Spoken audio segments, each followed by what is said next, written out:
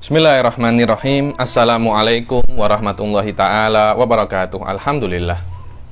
Alhamdulillahirabbil alamin. Wassalatu wassalam ala sayyidil mursalin wa ala alihi wa sahbihi wa man tabi'ahum bi ihsanin ila yaumiddin. Nawaitu ta'aluma wa ta'lim wa naf'a wal intifa' wal ifadah wal istifadah wal hatha ala tamassuki bi kitabillahi ta'ala wa sunnati rasulihi wa du'a ilal huda wa dalalata alal khairi wabtigha'a mardatihi wa qurbihi wa thawabihi subhanahu wa ta'ala. Allahumma faqqihna fid din wa alimna ta'wil. Rabbi shrah li sadri wa yassir li amri wahlul 'uqdatam min lisani yafqahu qawli waj'alni waziran min ahli. Bismillahirrahmanirrahim.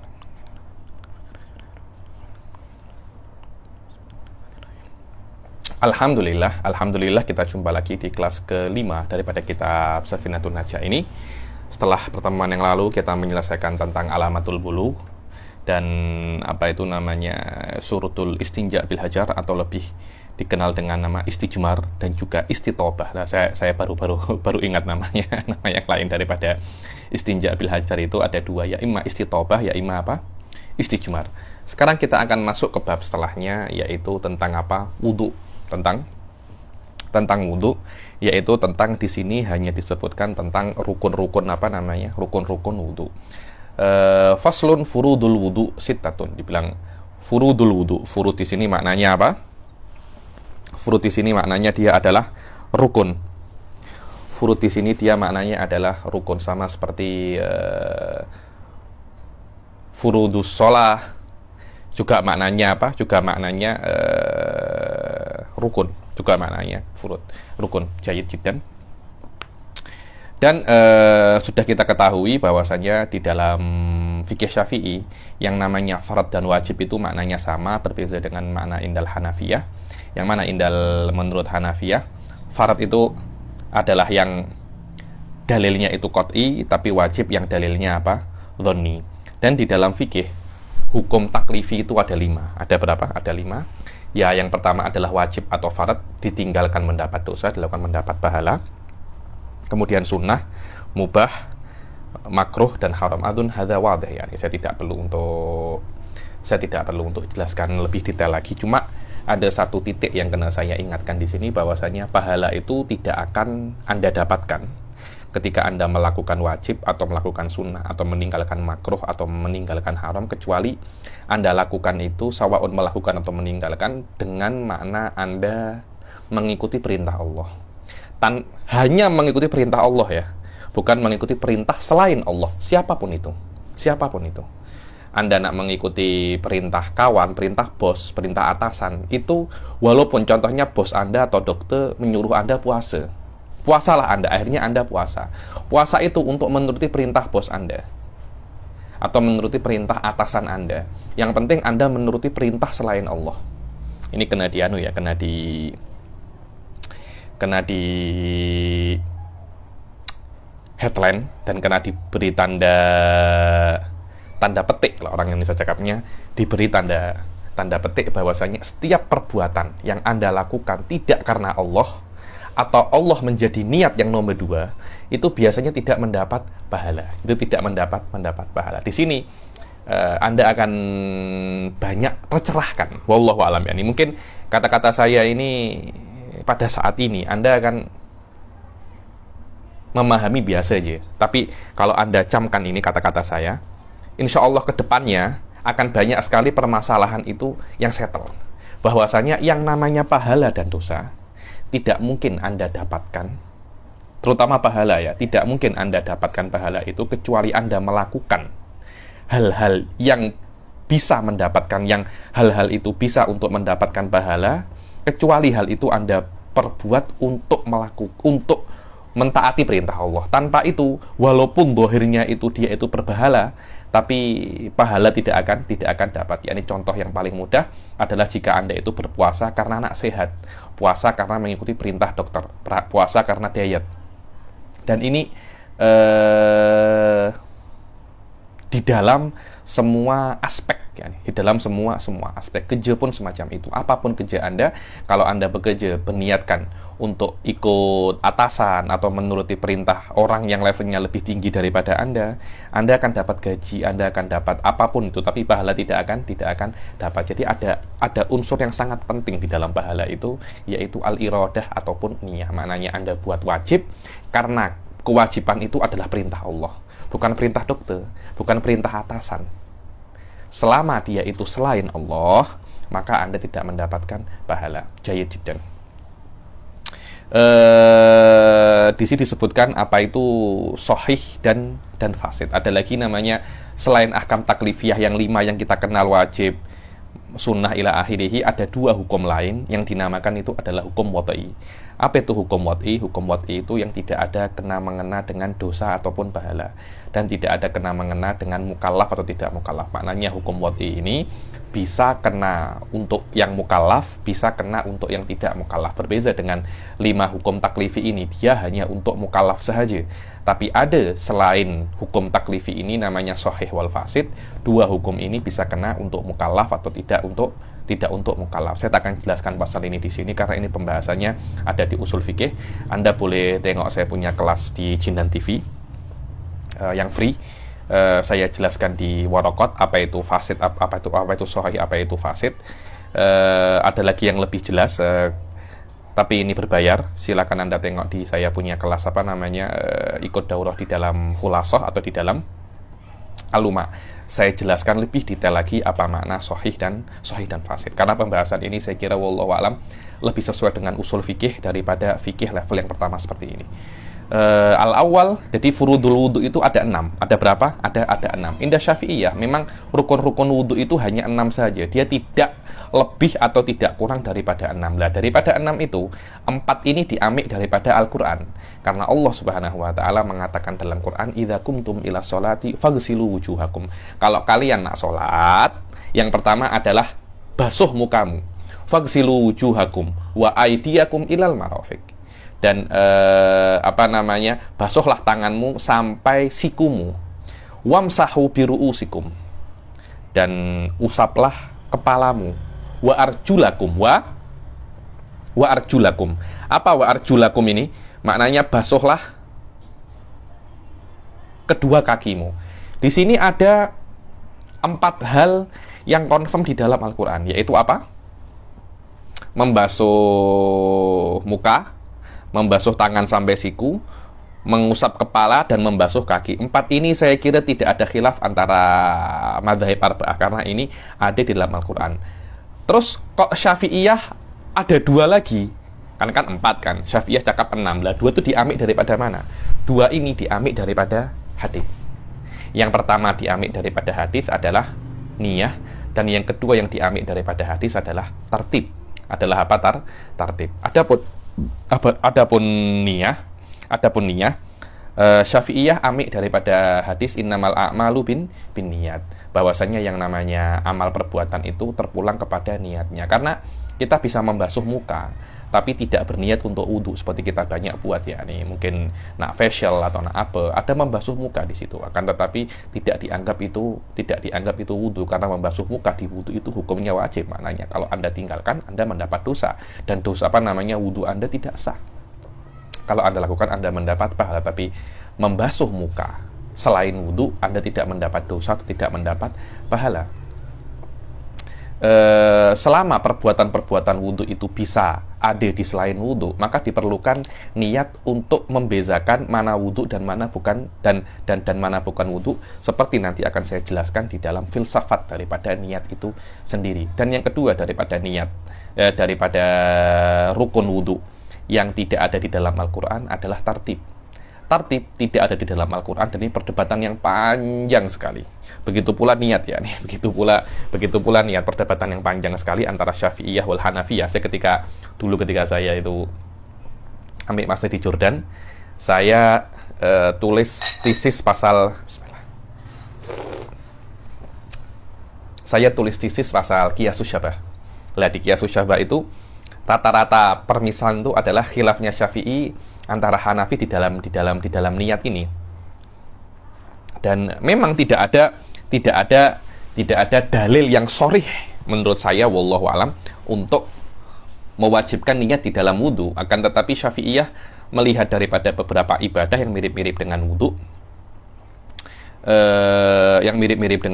dan dari situ Syafi'iyah itu mengatakan bahwasanya di dalam perkara yang mirip wudhu saja niat itu wajib, apalagi juga di wudhu, dan wudhu dengan ibadah yang lain itu sama-sama saja. Contohnya di dalam tayammum, Hanafiyah cakap di dalam tayammum itu wajib niat, dan tayammum dan wudhu itu sama-sama toharohnya. Kenapa kok berbeza? Sebetulnya ya. Jadi ada semacam persamaan antara wudhu dan tayammum dengan sama-sama toharohnya. Tapi menunjukkan, tapi ada perbezaan di keduanya menurut Hanafiyah, dan itu tidak realistis. Ya, ini adalah dalil-dalil daripada Syafi'iyah ketika berdebat dengan Hanafiyah di dalam kewajiban kewajiban niyah di dalam wudhu. Ya, ini ketika kewajiban niyah di dalam wudhu. Dan ibaratnya Syafi'i itu rasyikoh jiddan di dalam masalah itu. Beliau cakap toharatan anna taftarikon, wudhu dan tayammum itu dua-duanya sama-sama toharoh. Bagaimana bisa berubah? Dan ini adalah cara-cara bagaimana Syafi'iyah itu mengisbatkan niat di dalam wudhu untuk mendebat Hanafiyah menggunakan Qiyasus Syabah. Saya ketika baca mabahis ini di dalam Syifa'ul Ghalil karangannya Imam Ghazali, ya, beliau mempunyai kitab di dalam masalah Qiyasus Syabah ini yang sangat best sekali, namanya Syifa'ul Ghalil. Saya menangis, yakni kif kanal ulama, yakni mereka sampai dalam derajat ini yang saya pun kalau tak baca saya tak akan tahu bahwasanya kita boleh untuk itsbat di dalam masalah niat, membuktikan masalah niat daripada perspektif ini selain daripada hadis, ya nih. Begitu pula tartib Hanafiyah tak cakap bahwasanya tartib itu wajib. Kenapa? Karena Allah Subhanahu wa taala mengatakan dalam Al-Qur'an itu dengan waw. Faghsilu wujuhakum wa aydiyakum wamsahu bi ru'usikum wa arjulakum, semuanya menggunakan waw. Dan waw seperti Anda ketahui di dalam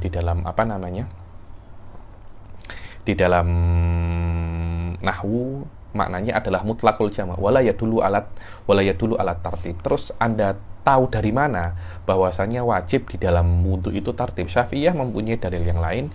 Mereka mengatakan bahwasanya ketika sahabat itu tanya pasal manasik haji, ketika nak sa'i daripada Sofa ke Marwah, para sahabat tanya kepada Rasulullah SAW, wahai Rasulullah, kita nak mulai dari mana? Kita nak mulai daripada Sofa atau nak mulai daripada Marwah? Sama aja katanya. Inna Sofa wal Marwata. Yakni Allah di sini menggunakan waw juga. Allah di sini menggunakan waw, dan waw itu untuk mutlaqul jama'. Maknanya Anda boleh mulai daripada Sofa dan Anda boleh mulai daripada Marwah. Yang benar yang mana wahai Rasulullah? Rasulullah cakap ibda'u bima bada Allahu bih. Mula dari apa yang Allah mula. Maknanya kalau Anda nak berbuat sesuatu, mula daripada Allah, apa yang Allah mula. Allah mula daripada Sofa, ya Anda kena sa'i daripada Sofa ke Marwah. Jangan Marwah ke Sofa. Nanti yang Marwah ke Sofa tidak akan dihitung sah menurut para fuqaha. Inilah kenapa Syafi'iyah mengatakan rukun wudhu itu 6, bukan 4. Jayyid. Yang mana Hanafiyah menurut usul mereka menurut epistemologi mereka di dalam usul fikih yang sedikit berbeza dengan Syafi'iyah, mereka mengatakan bahwasanya rukun wudhu itu 4 sahaja, bukan 6.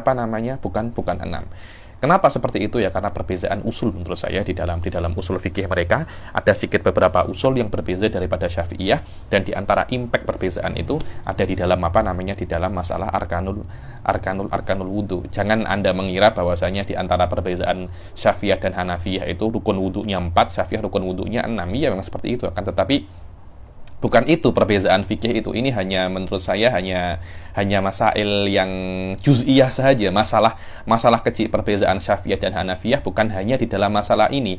Ini hanya impact ini hanya efek ini hanya implikasi daripada perbezaan yang lebih besar daripada level madhab, yaitu ada beberapa qawaid usuliyah. Kalau Anda belajar usul ala tariqatul mutakallimin dan usul ala tariqatul fuqaha, di sini akan tampak ada satu usul yang Syafi'iyah amik, dan Hanafiyah ta'mim. Itulah yang membuat perbedaan di dalam masalah juz'iyah ini. Wallahu alam.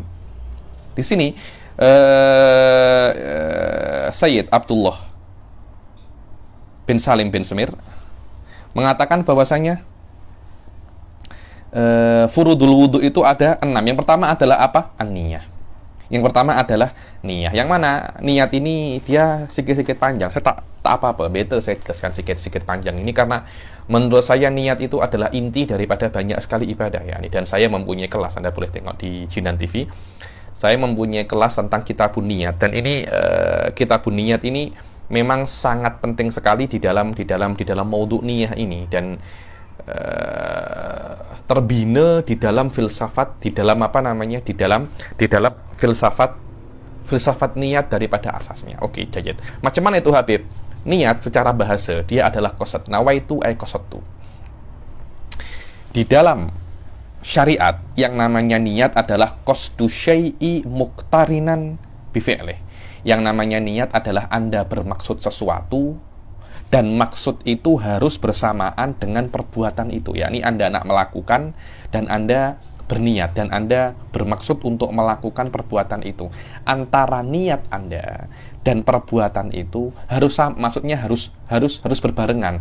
Tidak boleh niat Anda itu dahulu daripada perbuatan. Kalau niat itu lebih dahulu daripada perbuatan, ini namanya bukan niat, akan tetapi namanya azm. Kalau maksudnya lebih awal daripada bermaksud dulu baru berbuat, itu namanya azm. Anda bermaksud bersamaan dengan perbuatan, itu namanya apa? Itu namanya niat. Pembahasan niat ini, para fuqaha mengatakan ada sekitar 6 pembahasan di dalam niat. Ini sangat penting sekali. Agar kita tidak salah paham pasal niat. Karena banyak orang itu, wallahu alam, ada waswasah di dalam niat, ada tidak tahu bagaimana cara dia berniat, macam-macam ya nih. Dan tengok bagaimana nanti akan saya jelaskan the power of niat ya nih, the power of niat. Bagaimana kekuatan niat di dalam memanipulasi sebuah pahala ya nih. Dan banyak orang ini tak paham pasal ini ya nih. Dan ini mansus di dalam filsafat niat hal ini ada. Apa itu? Kita baca satu persatu. Bismillah. Pembahasan niat ada 6. Yang pertama adalah hakikatun, hukmun, mahallun, wa zaman, kaifiyatun, syartun, wa maksud. Maaf, ada 7. Lebih daripada 6. 7. Pertama adalah hakikatun. Hakikatun, hukmun, mahallun, wa zaman, kaifiyatun, syartun, wa maksudun, hasan. Itu adalah baitnya. Yang pertama adalah hakikah. Apa sih hakikat atau definisi daripada niat itu? Dibilang definisi daripada niat itu adalah qasdu syai' muqtarinan bi fi'lih. Anda bermaksud sesuatu dan harus maksud Anda itu berbarengan dengan perbuatan itu. Tidak boleh setelah, tidak boleh sebelum. Tidak boleh apa? Setelah, tidak boleh sebelum. Jayyid jiddan. Terus apa hukum Anda berniat? Niat itu hukumnya apa sih? Dibilang niat itu hukumnya wajib di dalam mayoritas perbuatan. Jadi fi ghalibil ibadah, Anda wajib untuk berniat. Maknanya adakah Habib niat-niat yang tidak wajib? Ada. Contohnya apa? Niat memandikan mayit. Memandikan mayit hukumnya fardul kifayah, tapi niatnya sunnah. Maknanya kalau yang memandikan itu orang kafir, tiada masalah. Kenapa? Karena tidak wajib untuk berniat. Loh, memangnya orang kafir tidak bisa berniat ke Habib? Sayati. Di antara syaratnya berniat itu harus muslim yang berniat. Kenapa? Sayati bayanuhu ba'da qoli. Jadi hukumnya berniat itu biasanya dia itu adalah apa namanya? Biasanya dia itu adalah wajib. Ada beberapa ibadah, di antara ibadah yang tidak wajib niat adalah memandikan mayit. Mewudukan mayit niatnya wajib. Jadi memandikan mayit hukumnya wajib. Niatnya sunnah. Mewudukan mayit sunnah. Niatnya wajib. Ghoribat. Memang fi'lan seperti itu ya nih. Wa mahalluha al-qalb. Dan tempat daripada niat adalah qalb. Akan tetapi disunnahkan Anda melafadzkan niat agar mulut atau lidah itu membantu hati. Sebagian Wahabi attack Syafi'i daripada atek kita ya, nih daripada perspektif ini. Dibilang talafut biniyah itu bid'ah. Subhanallah, saya tuh stylenya Wahabi itu saya tuh kurang suka ya, bukan kurang suka, memang saya tidak suka ya nih, karena mereka selalu menggila menurut saya, menyerang kita itu di dalam masalah furu'iyah dengan membabi buta, dengan membabi buta untuk menutupi kebobrokan akidah mereka ya nih. Tidak, saya tengok jarang sekali mereka itu menjelaskan tentang akidah mereka. Dan yang ada pada mereka itu hanya mereka itu mengkritik akidah orang lain, tapi mereka jarang sekali menjelaskan akidah mereka secara detail. Kenapa? Untuk menutupi kebobrokan akidah mereka. Di dalam Minhajun Nawawi disebutkan bahwasanya wat talafut biniyati sunnah. Jadi yang mengatakan bahwasanya Imam Syafi'i tidak mengatakan talafut biniyat itu sunnah, dia akan menemui sebuah tembok yang besar, bahwasanya Muhaqqiqul Madhab Imam Nawawi di dalam kitabnya yang paling mu'tamad, yaitu Minhajut Thalibin, di antaranya kitab yang di antara kitab beliau yang paling mu'tamad, Minhajut Thalibin, mengatakan bahwasanya talafut biniyah itu apa namanya? Talafut biniyah itu sunnah. Bagaimana Anda boleh mengatakan bahwasanya Imam Syafi'i mengatakan bid'ah? Kalau Imam Syafi'i mengatakan bid'ah,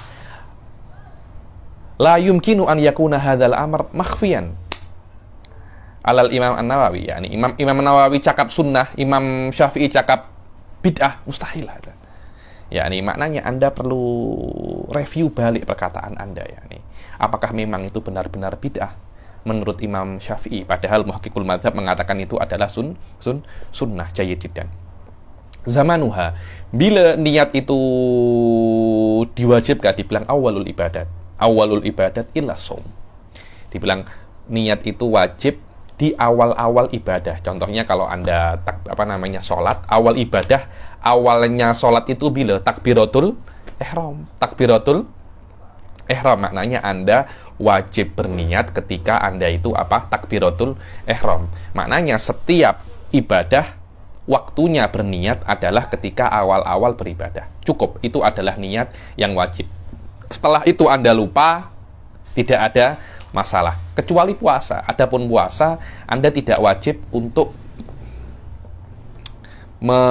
membarengkan atau menyamakan niat dengan awal puasa. Kenapa?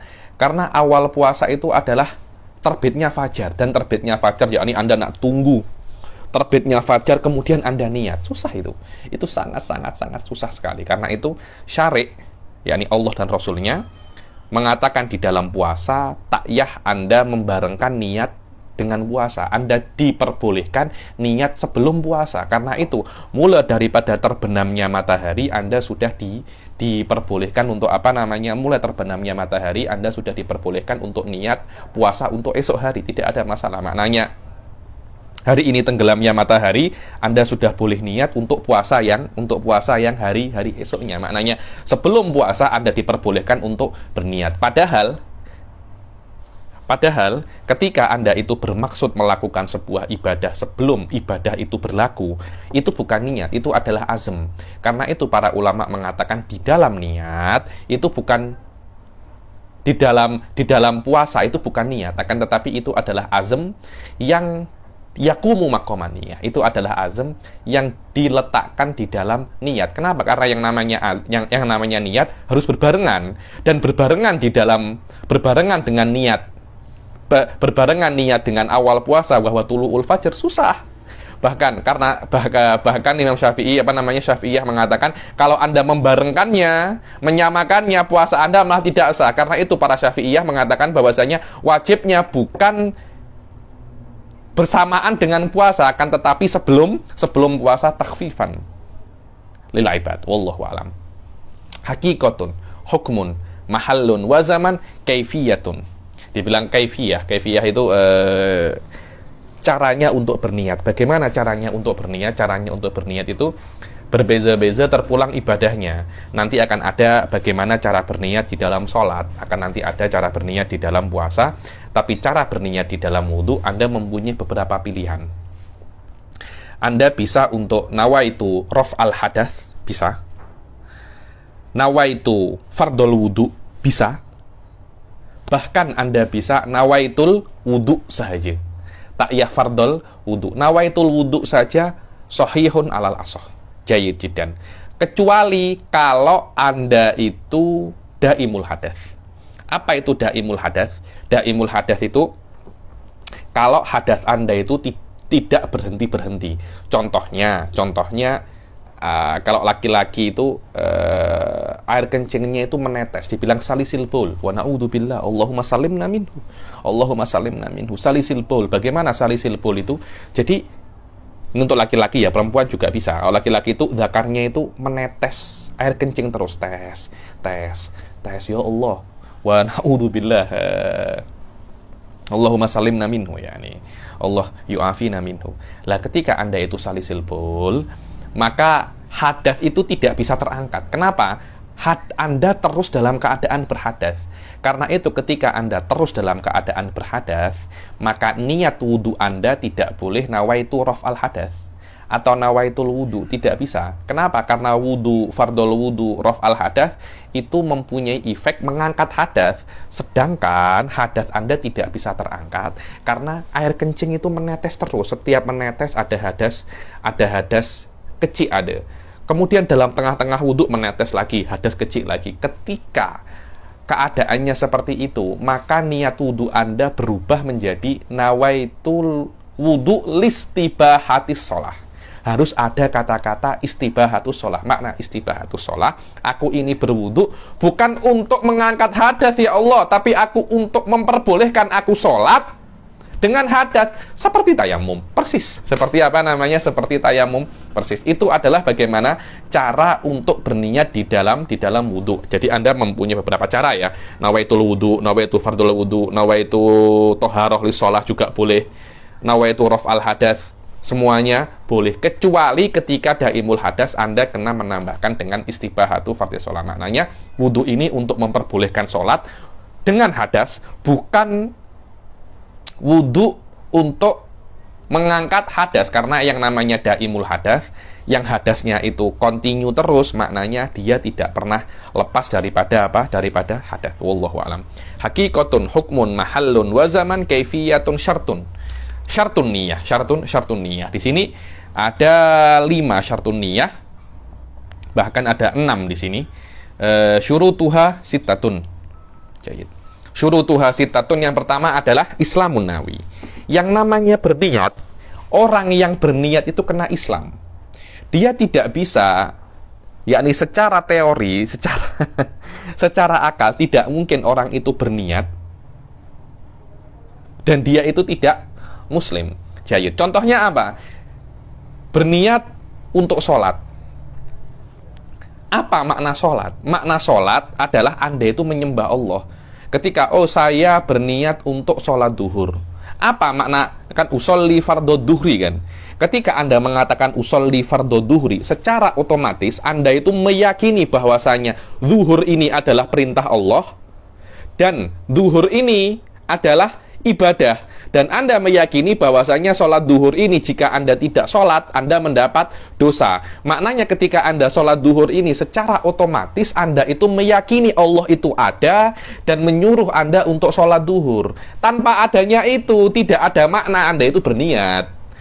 Dan tidak akan mungkin orang meyakini Allah itu ada dan menyuruh sholat duhur kecuali dia itu Muslim.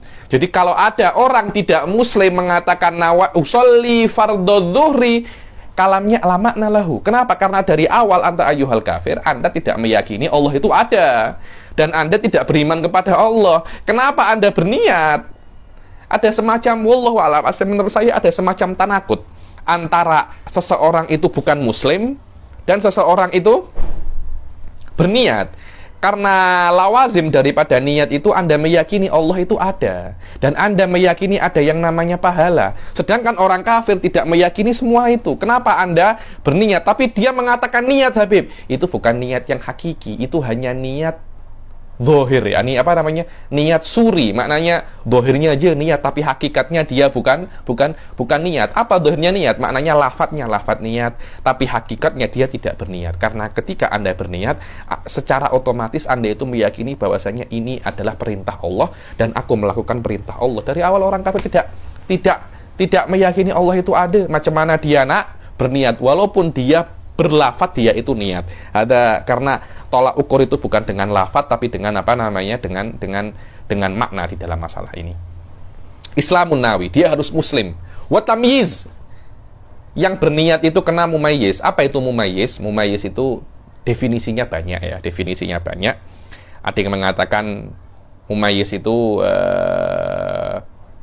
seseorang yang sudah yufarrik bainat tamroh wal jamroh. Kalau ada budak kecil sudah membedakan antara api dan kurma, maknanya mana yang sedap, oh dia pilih kurma, maknanya dia sudah mumayyiz. Tapi definisi yang paling kuat yang namanya mumayyiz adalah man yakul wahdahu wa yashrab wahdahu wa yastanji wahdah. Dibilang mumayyiz itu yang sudah bisa makan sendiri, minum sendiri, dan istinja sendiri. Itu definisi yang paling definisi yang paling mu'tamad. Sebagian ulama mendefinisikan mumayyiz itu adalah man yafhamul khitab wa yaruddal jawab, yang faham omongannya orang dan dia bisa jawab jika ditanya.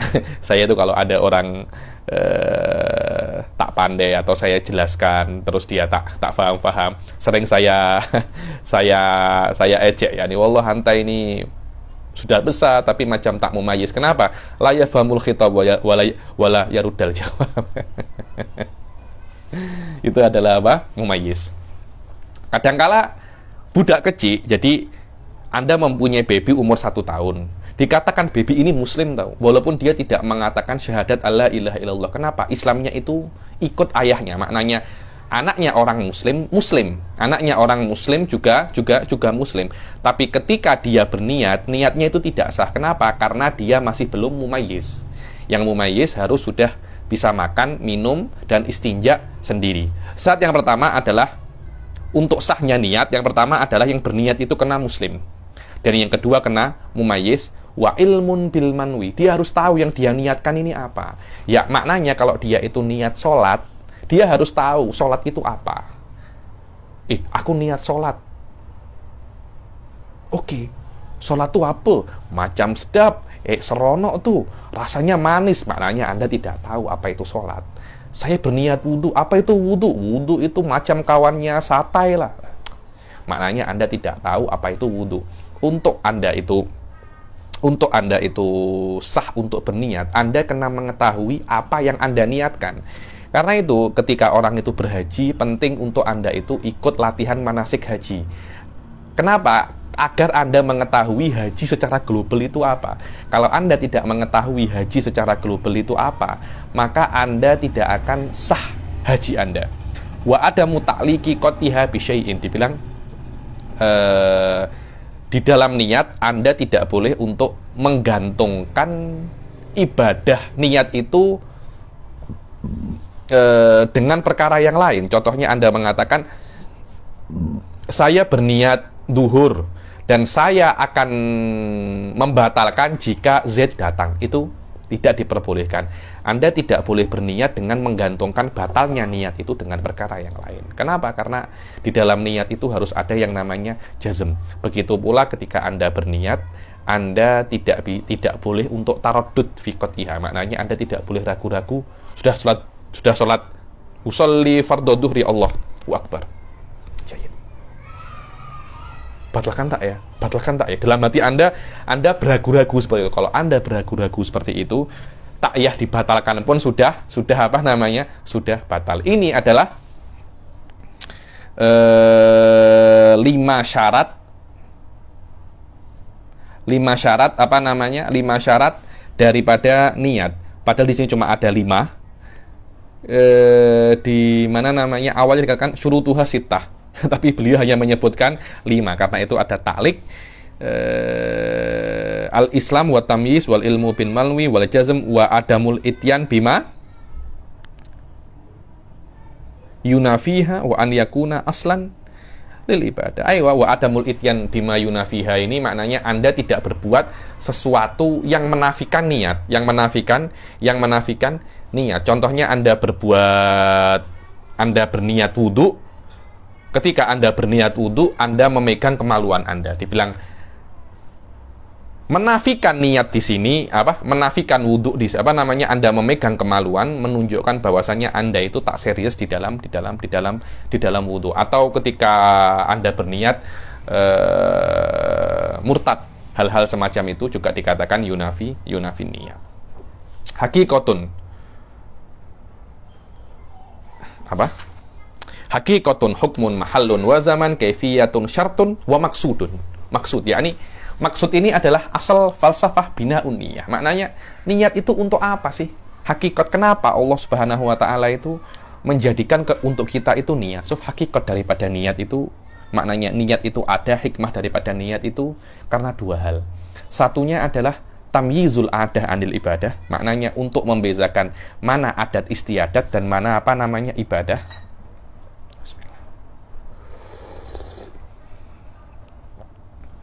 Tamyizul adah anil ibadah wa tamyiz maratibul ibadah.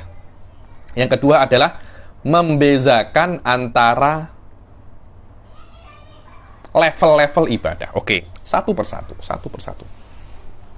Yang pertama adalah tamyizul adah anil ibadah. Membezakan mana ibadah dan mana yang bukan ibadah. Adah itu adalah perbuatan Anda sehari-hari, rutinitas Anda. Kadangkala rutinitas Anda itu modelnya, bentuknya sama seperti ibadah. Contohnya apa, Habib? Mandi itu kadangkala dia itu rutinitas, kadangkala dia itu mandi wajib, mandi janabah. Mandinya sama-sama pakai sabun, juga sama-sama pakai shampoo, juga sama-sama pakai air. Tidak ada yang cakap, oh kalau mandi junub pakai sirap, kalau mandi biasa pakai air. Tak ada semacam itu. Sama, Anda mandi jenabah ya pakai air, Anda mandi biasa ya pakai air. Apa yang membezakan antara mandi janabah Anda dan mandi biasa, dan mandi rutinitas Anda, mandi banyak peluh Anda? Yang membezakan adalah niat. Ketika Anda meniatkan mandi ini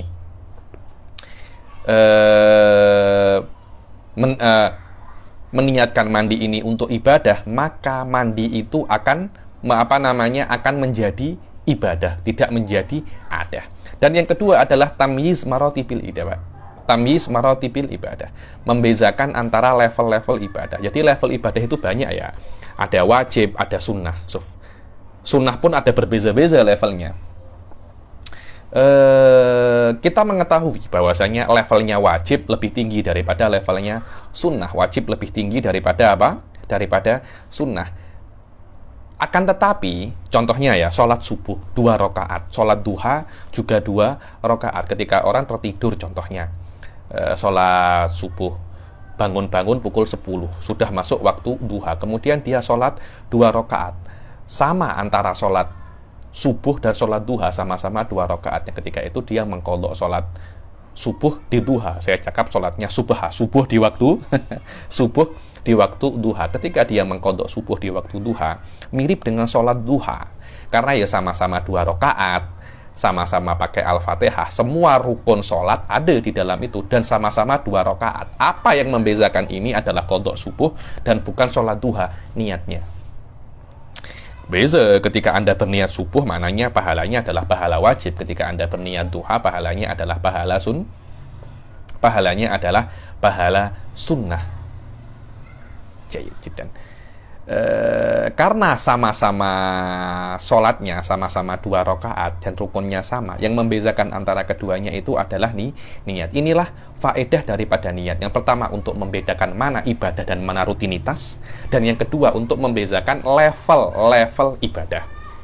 Ada satu faedah lagi, mungkin ini adalah turunan daripada faedah yang pertama, yaitu tamyizul adah anil ibadah, yaitu yang dibuat oleh Al-Habib Sa'ad Alitrus, Habib Muhammad bin Alawi Alitrus, bahwasanya yang namanya niat itu mempunyai satu faedah lagi, yaitu taktsiru thawabil ibadah, atau tahwilul adah ilal ibadah. Kan yang pertama kan membezakan mana adah, mana rutin, dan mana ibadah. Dari faedah yang pertama, Anda bisa paham bahwasanya niat pun bisa berguna untuk, selain dia itu membezakan mana rutinitas dan mana ibadah, faedahnya niat juga bisa untuk merubah rutinitas menjadi ibadah. Macam mana itu Habib? Makan adalah rutinitas. Makan adalah rutinitas. Makan bukan ibadah, tahu Yusuf. Allah tidak menyuruh Anda makan dengan beribadah. Tidak. Makan adalah kebutuhan Anda. Makan adalah keperluan Anda. Maknanya makan itu hakikatnya adalah perkara yang mubah. Akan tetapi Anda bisa untuk menjadikan makan yang mana makan itu adalah rutinitas Anda menjadi ibadah. Bagaimana caranya merubah itu? Dengan cara niat. Dengan cara apa namanya? Dengan cara niat. Maknanya ketika Anda makan, Anda berniat makan ini untuk menjaga ciptaan Allah atau untuk memperkuat diri untuk beribadah. Karena itu Suhaib Zubat mengatakan, lakin idza nawa bi aklihil kuwa li taatillahi lahu maqad nawa. So, kalau dia itu berniat makan untuk kuat beribadah, maka dia sudah mendapat apa yang dia niatkan. Maknanya, di antara faedah niat itu adalah merubah rutinitas menjadi ibadah. Dan ini bisa Anda pahami daripada filsafat niyah yang pertama, yaitu tamyizul adah anil ibadah. Begitu pula Habib Sa'ad lebih menyelam, lebih ke dalam lagi secara ilmu tasawuf, lebih menyelam ke dalam lagi. Beliau mengatakan bahwasanya di antara faedah niat wa hadza sahih taktsiru sawabil ibadah. Taktsir sawabil ibadah. Memperbanyak pahala sebuah ibadah. Karena subhanallah ya, ini adalah fadlullah wa rahmatihi. Fadlullah wa rahmatuhu lil ibad, bahwasanya tolak ukur sebuah pahala bukan daripada perbuatannya di dalam Islam, akan tetapi di dalam niatnya. Maknanya satu ibadah Anda berniat banyak, maka pahalanya adalah niatnya, bukan ibadahnya. Satu perbuatan 20 niat. Allah akan ambil 20 pahala ini. Ini adalah rahmatnya Allah ya, ini fadlnya Allah. Allah boleh saja buat semacam itu. Allah tak ambil ibadahnya, tapi amik niatnya. Dan di dalam Kitabun Niyat, beliau mengarang Kitabun Niyat, saya ada videonya di dalam Jinan TV, Anda boleh tengok. Di situ Habib Sa'ad mengatakan setiap perbuatan Anda itu bisa untuk menampung banyak sekali niat. Bahkan beberapa ulama mengatakan bahwasanya pergi ke majelis taklim saja mempunyai 70 niat. Karena itu satu kali pergi ke majelis taklim pahalanya 70 kali. Para ulama dulu seperti itu. Karena itu saya itu kalau ada orang-orang itu cakap saya nak mendapat pahala melebihi para ulama terdahulu, saya pun tertawa. Saya, wallah, susah kita nak lebihi para ulama. Kenapa? Karena mereka pandai. Dan itulah makna yarfa'illahu alladhina amanu minkum walladhina utul ilma darajat. Orang-orang yang beriman dan berilmu itu diangkat derajatnya oleh Allah. Kenapa? Karena mereka tahu bagaimana untuk berbuat sedikit dan mendapat pahala banyak. Kita tidak tahu pasal itu. Kita tidak tahu kenapa? Karena kita itu bodoh. Kita itu bodoh. Banyak dari kita itu mengesampingkan belajar ilmu agama, dan ini yang membuat saya paling marah ya. Banyak orang itu mengira masuk surga itu mudah. Itu yang saya itu pening sampai sekarang itu. Macam masuk surga itu macam mudah. Masuk surga itu tak mudah tau. Masuk surga itu tak mudah. Orang-orang itu beribadah, para ulama-ulama terdahulu itu beribadah dari kecil sampai mati. Mati pun masih takut. Saya masuk surga apa tak ya? Susah. Masuk surga itu susah. Karena itu mereka berlomba-lomba untuk menemukan cara bagaimana untuk bisa untuk menjamin mereka masuk surga dengan cara mendapat pahala sebanyak-banyaknya di dunia dengan umur mereka yang sedikit. Umur kita beribadah paling cuma 60-70 tahun kalau kita mulai balik umur 15 tahun. Paling cuma 60-70 tahun itu pun sudah umur 85 tahun. Sudah sangat tua sekali. Sudah sangat tua sekali. Bagaimana umur kita itu, ibadah kita hanya 60-70 tahun, tapi kita mempunyai amal ibadah macam orang-orang itu umurnya 100 tahun, macam orang-orang itu umurnya 1000 tahun. Tidak mungkin kita buat seperti itu kecuali dengan apa namanya, dengan memperbanyak niat kita di dalam ibadah kita. Akhirnya di dalam kitab niat itu nak pergi ke masjid saja dan ke masjid itu ada sekitar 20 niat. Maknanya orang sekali pergi ke masjid sudah mendapatkan 20 pahala. Satu orang sekali ke masjid pahalanya satu. Orang-orang biasa, orang ulama 20 pahala. Karena itu mustahil ya nih. Orang biasa nak challenge ulama di dalam pahala. Karena itu para ulama itu mereka yang akan masuk surga pertama kali. Pertama kali. Kenapa? Karena pahala mereka itu banyak. Kenapa pahala mereka banyak? Mereka bisa untuk memanipulit niat ini. Mereka bisa untuk memanipulit pahala, melewati niat. Kenapa mereka bisa tahu seperti itu? Karena mereka menyelami ilmu agama. Karena mereka melihat filsafat niat itu, dan mereka mengembangkannya, dan mereka tahu lawazimnya, dan mereka lebih mengetahui dari apa yang disebutkan oleh para fuqaha di dalam kitab-kitab mereka, yang hanya dua itu, dan mereka memahami lebih dalam, dan mereka menjadikan filsafat daripada bina'un niat itu 4. Yang pertama adalah tamyizul ada anil ibadah, yang kedua adalah tamyizu maratibil ibadah, yang ketiga adalah tahwilul adah ilal ibadah, yang keempat adalah taktsiru thawabil ibadah. Jadi ini adalah 4 falsafatun niyah. 2 sebutkan di sini, yang 2 biasanya disebutkan di dalam kitab-kitab tasawuf, dan kitab-kitab fikih pun ada, tapi tidak sejelas dengan apa yang sudah saya sebutkan. Inilah tentang apa namanya, inilah tentang niat. Ada 6 pembahasan. Hakikatun, hukmun, mahallun, wa zaman, kaifiyatun, syartun, wa maksudun, hasan. Ada 7 pembahasan niat, dan sudah saya jelaskan secara detail. Sekarang kita akan masuk ke rukun yang kedua daripada wudhu, yaitu ghuslul wajah. Apa itu ghuslul wajah? Membasuh muka. Membasuh muka. Dan muka itu ada panjang dan ada lebar ya. Panjangnya muka mulai dari sini, manabitu syar, sini tempat tumbuhnya rambut, sampai sini, dikin, dagu di sini. Tapi kalau Anda basuh muka, kena lebihkan sedikit ya, kena lebihkan sampai sini sedikit, dan sini sampai sini. Kenapa? Karena Anda tidak akan bisa untuk membasuh semuanya ini, kecuali Anda melebihkan sedikit. Ini masuk di dalam kaidah malayatimul wajib illa bihi, malayatimul wajib illa bihi fahuwa wajib. Panjangnya daripada sini sampai sini, dan lebarnya antara 2 telinga sampai sini nih. Telinga sini sampai telinga sini. Jayyid jiddan. Ghuslul wajah, Anda wajib untuk membasuh muka. Anda wajib untuk membasuh muka. Makna membasuh muka di sini, Anda wajib untuk membasuh muka, semua yang ada di dalam muka, basyaron, kulit, dan sya'ron. Makna sya'ron di sini adalah bulu-bulu yang ada di dalam muka. Anda wajib basuh semuanya, tidak terkecuali. Bulu itu tebal, lebat, ataupun bulu itu nipis. Ada sekitar 20 bulu yang ada di muka, itu wajib Anda basuh semua, kecuali 2 saja. Kecuali 2, dibilang aridon wal lihyah. Sini, jambang di sini, jambang sini, dan lihyah. Kalau 2 bulu ini, 2 rambut ini apa namanya? 2 rambut ini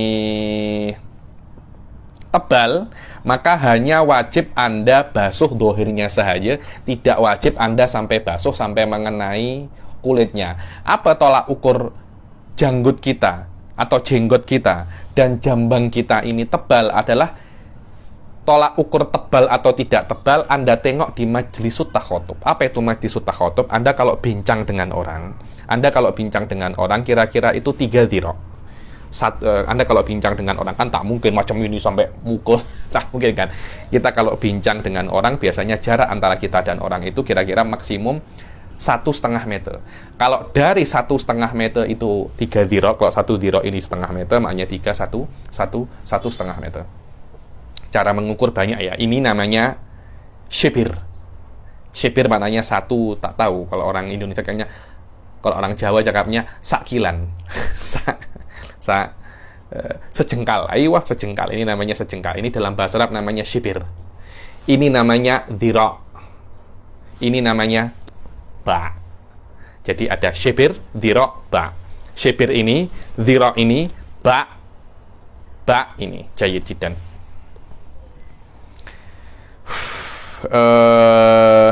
Kalau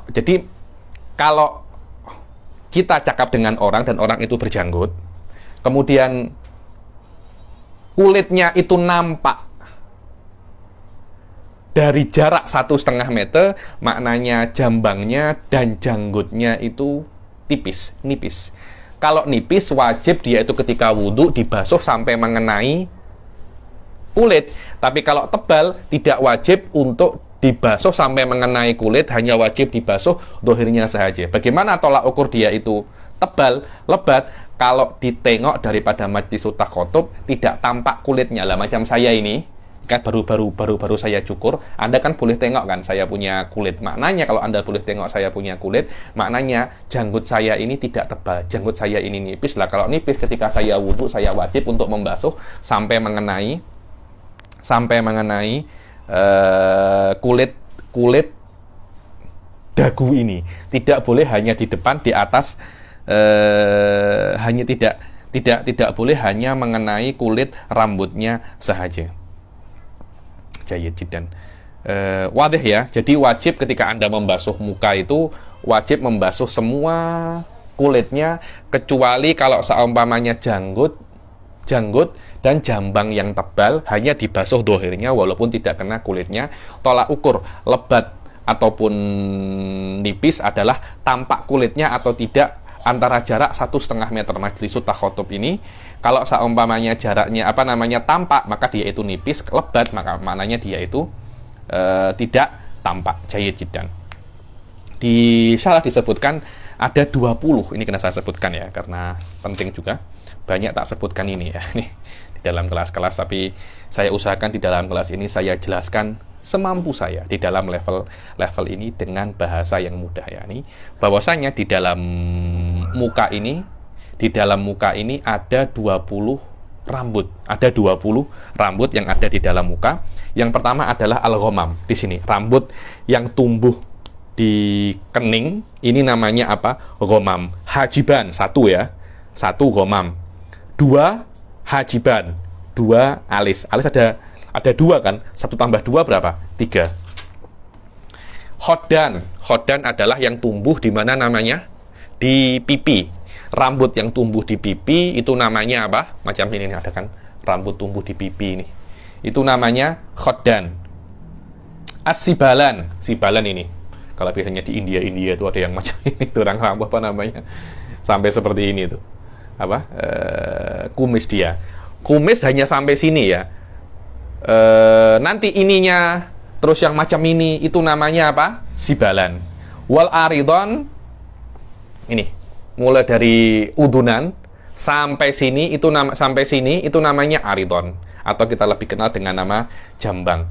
Wal idharon antara nabitan baina suduk, pelipis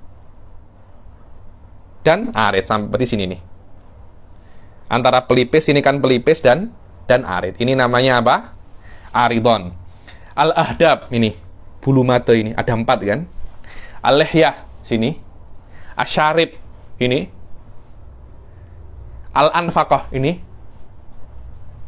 Kemudian di samping anfaqah ada namanya an-nafakatan. Ini. Yang di bawah, tepat di bawah mulut bawah ini namanya anfaqah. Di samping-sampingnya namanya an-nafakatan. Nah, ini semua, yakni mulai dari ahdab, arba'ah, hajiban, semuanya itu wajib dibasuh ketika Anda itu membasuh muka. Kecuali apa? Lihyah al-kathifah wal aridon al-kathifatan, itu tidak wajib untuk dibasuh sampai mengenai kulitnya, hanya dibasuh dohirnya sahaja. Hanya dibasuh dohirnya sahaja. Jayyid jiddan. Oke. Dan yang ketiga daripada rukun wudhu adalah apa? Ghuslul yadaini ma'al mirfaqain. Membasuh 2 tangan dengan apa namanya? Membasuh 2 tangan sampai kedua siku.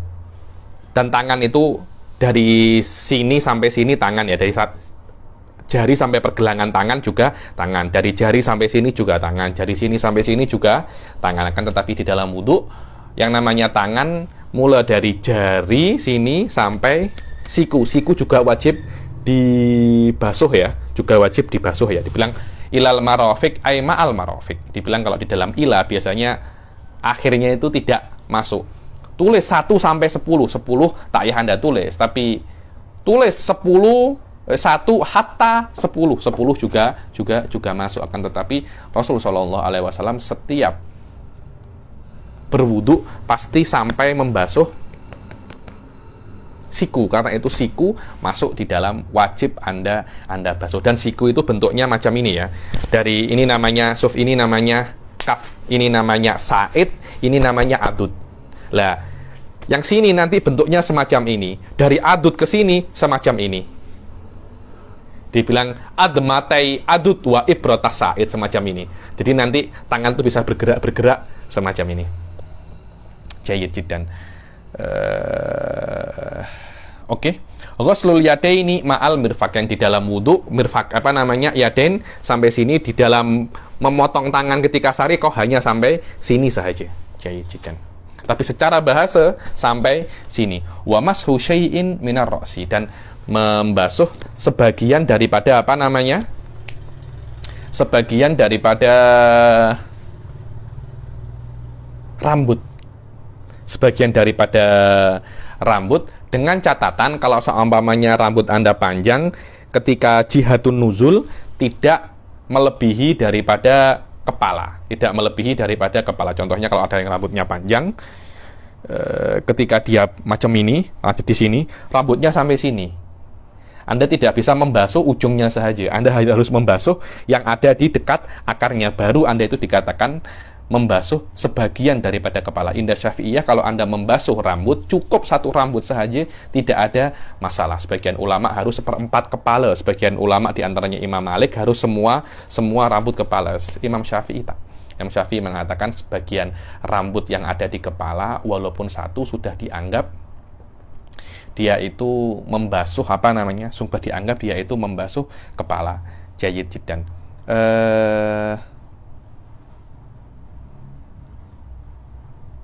Takyah pun sampai basyaroh, yang penting membasuh sebagian daripada rambut. Jayyid jiddan. Apalagi dibilang kalau Anda itu membasahi apa namanya kopiah ini, kemudian Anda letak di sini, kemudian basahnya kopiah ini apa namanya sampai kepada rambut, sudah dianggap Anda itu membasuh apa namanya, mengusap kepala. Oke ya Habib, ini mengusap kepala. Kalau saya membasuh kepala macam mana? Bila aula, mengusap saja sudah cukup, apalagi kalau Anda membasuh. Yang kelima adalah ghuslur rijlaini ma'al ka'bain. Ghuslur rijlaini ma'al ka'bain. Anda membasuh rijlain, dua kaki ini dengan ka'bain. Ka'bain adalah mata kaki, sampai ka'bain Anda basuh. Dan hati-hati kalau ada yang pecah-pecah di tumitnya, yang pecah-pecah itu juga wajib untuk masuk di dalam pecah-pecahannya itu apa itu namanya, air. Kecuali kalau seumpamanya pecahannya itu sampai ke daging terus sakit. Saya pernah semacam itu ketika saya di Jordan. Itu kan dingin sangat kan, jadi pecah-pecah. Ketika pecah-pecah itu sakit karena sampai ke daging lah. Kalau sampai ke daging tidak wajib Anda buka itu kemudian Anda kasih air, sakit itu. Maknanya kaki wajib Anda basuh semuanya, dan pecah-pecahnya juga wajib untuk masuk di dalamnya itu air. Kalau seumpamanya tidak sakit. Dan yang terakhir daripada furudul wudu adalah tartib. Tartib itu apa? An yado'a kulli udwin fi martabatihi. Maknanya Anda kena niat berbarengan dengan membasuh wajah, kemudian tangan, kepala, kaki. Itu namanya apa? Tartib. Anda tidak boleh Anda balik-balik. Ada dua tempat tartib itu tidak wajib. Bila itu ketika Anda itu menyelam, ketika Anda masuk kolam renang, masuk swimming pool, sudah menyelam semua tubuhnya itu ada, kemudian Anda niat nawaitu fardhul wudu, Anda Anda keluar daripada swimming pool sudah mempunyai wudu. Kemudian yang kedua adalah ketika Anda mempunyai hadas besar. Ketika Anda mempunyai hadas besar, kemudian Anda mandi, dan Anda tidak menyentuh kemaluan Anda keluar daripada kamar mandi, Anda sudah hilang hadas besar dan hilang hadas kecil. Karena kalau hadas besar itu hilang, otomatis hadas kecil juga hilang. Ini adalah masalah yang penting, namanya masalah dakikoh, dakikoh akan saya jelaskan di sini. Mungkin saya sudah jelaskan di Yaqutun Nafis atau di Muqaddimah Hadramiyah, boleh Anda murajaah di situ. Tapi masalah ini bukan levelnya di dalam kitab ini ya. Nih, dua tempat itu tidak wajib Anda tertib. Maknanya ketika Anda menyelam, kemudian sekejap saja 1 detik, nawaitu fadhul wudu, Anda naik lagi, sudah Anda mempunyai wudu. Dan yang kedua, ketika Anda mempunyai janabah dan Anda mandi, setelah Anda mandi Anda keluar, takyah wudu, Anda sudah mempunyai wudu. Karena hadas besar jika hilang, juga hadas kecil juga ikut hilang. Di sini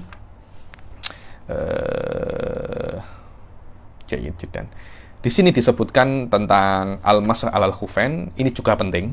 Better kita baca esok saja masah alal khufain, dan juga kita mungkin ada sedikit tentang apa namanya sunanul wudu, kita baca di pertemuan yang akan datang. Oke. Adapun sunan wudu, saya baca aja sunanul wudu ya. Jadi esok yang akan datang kita langsung baca masah alal khufain saja. Adapun sunanul wudu itu banyak. Ada yang siwak, Anda siwak sebelum berwudu, Anda ghuslul kafain dulu sebelum Anda wudu, Anda membasuh tangan sampai kuen, sampai pergelangan tangan ini, berkumur, istinsyak itu memasukkan air ke dalam hidung, wal istinthar, Anda keluarkan lagi, wat taflis 3 kali, mashu jami'i ra's, Anda mengusap semua rambut yang kepala, mashul udunain, sini Anda membasuh kedua telinga, wasimakhen, lubang telinganya juga, takhlilul asabi ilyadain, takhlil sunnah di dalam tayamum wajib ada, warijlain, asabi ilyadain warijlain, Anda takhlil jari-jari ini Anda sela-sela agar airnya benar-benar masuk. Dan kenapa hukumnya sunnah? Yang namanya air tak Anda sela-sela pun sudah masuk, karena sifatnya memang seperti itu. Mualah, apa maknanya mualah? Mualah itu Anda basuh anggota wudhu yang kedua sebelum yang pertama itu kering, itu namanya mualah. Saya itu sering buat semacam ini ketika di Jordan itu, bila-bila air itu sering habis. Jadi bila-bila saya wudhu di rumah kurang membasuh kaki, saya santai aja. Setelah 1 jam saya ke masjid, saya baru membasuh kaki, tidak ada masalah. Saya hanya meninggalkan sunnah mualah saja, tapi tapi wudhu tetap sah. Tayamun itu maknanya dahulukan yang kanan dahulu, itolatul ghurrah. Jadi ketika Anda itu berwudhu disunahkan untuk melebihkan Anda ketika Anda wudhu diwajibkan untuk sikit melebihkan, wajib, al-ghurrah wajib. Tapi Anda memanjangkan lebihnya, seharusnya kan ketika Anda membasuh siku, Anda kena basuh lebih sikit agar siku benar-benar terbasuh. Tapi sunnah Anda memanjangkan sampai sini. Begitu pula ketika Anda membasuh muka, Anda diwajibkan untuk melebihkan sikit sampai sini agar muka benar-benar semuanya terbasuh. Tapi disunahkan Anda melebihkan setengah sini agar semuanya agar ghurrahnya itu lebih banyak. Maknanya al-ghurrah wajib wa itolatuhu sunnah. Tahjil sama, kalau ghurrah itu melebihkan muka, tahjil melebihkan selain muka. Wa tarkul isti'anah, makna tarkul isti'anah, Anda tidak wudhunya itu tidak dibantu orang. Ada orang menuangkan, Anda tinggal macam ini. Kenapa? Karena yang namanya wudhu itu ibadah. Sedangkan Anda menyuruh orang menuangkan dan Anda wudhu itu tarofuh. Tarofuh itu maknanya menampakkan diri Anda itu kaya. Dan ibadah kena menundukkan diri dan menampakkan diri Anda kaya dan hebat, itu bertentangan dengan maksud ibadah. Ini adalah beberapa sunnah daripada wudhu. Tak banyak, tapi cukup untuk level ini. Dan ada beberapa tafsil di dalam matmadhah wal istinsak. Ada namanya kaifiyatul fasal wal wasal. Saya kira saya jelaskan di dalam. Kalau wasal itu Anda langsung Anda langsung maknanya Anda ambil sekali, Anda 1 kali Anda ambil itu untuk 3 kali. Kumur-kumur, Istinsak, kumur-kumur, istinsak, kumur-kumur, istinsak. Itu namanya wasal. Itu namanya apa? Wasal. Ada lagi yang satu kali amik, kumur-kumur, istinsak, buang. Satu kali amik, kumur-kumur, istinsak, buang. Satu kali amik, umur-umur, istinsak, buang. Ada lagi kaifiatul fasl yang selainnya adalah Anda amik satu, kumur-kumur, buang. Anda amik lagi untuk istinsak. Terus semacam itu sampai 6 kali. Dan yang paling afdol adalah Anda amik satu untuk istinsak dan matmadah. Dibilang al-wasl afdol. Mana yang lebih afdol, wasl atau fasal? Al-wasl afdol, akan tetapi al-faslu andhaf, lebih bersih. Wallahu a'lam bishawab. Insyaallah yang akan datang kita akan membahas tentang al-masah alal khufain. Kita akhiri sampai sini. Wabillahi taufiq wal hidayah wa ridha wal inayah. Assalamualaikum warahmatullahi taala wabarakatuh.